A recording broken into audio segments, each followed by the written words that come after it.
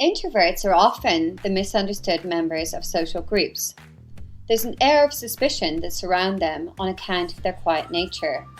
It can be seen as an inability to communicate, being socially awkward, or even a lack of confidence. But there's a great joy to be had in being an introvert.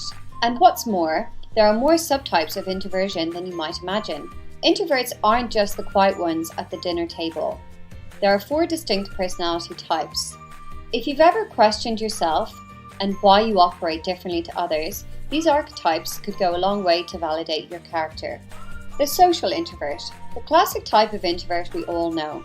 A social introvert is someone who categorically prefers to spend time alone. They will go out of their way to ensure that they've had the amount of time to themselves that they need.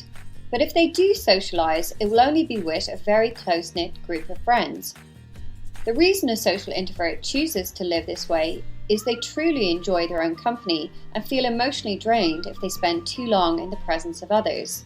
It's not the same as shyness or anxiety. Social introversion is a preference which is often confused for a sense of aloofness or indifference. The introspective introvert. The introspective type is someone who spends a lot of time in their head.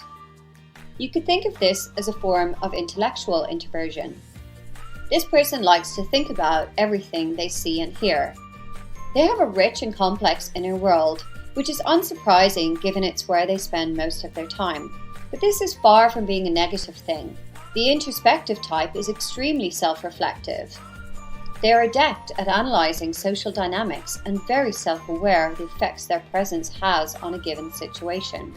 Some people have claimed that introspective types are lost in their own fantasy world, when in actuality they're engaged in deep critical thinking. The anxious introvert. The anxious introvert is someone who genuinely struggles interacting with people, where it can border on social anxiety.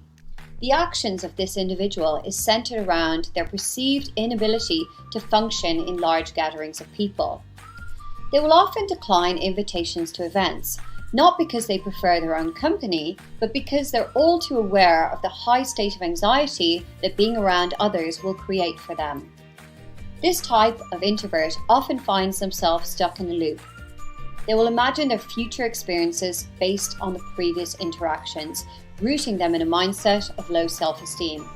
Cognitive behavioural therapy can go a long way in breaking these negative thought patterns. The restrained introvert.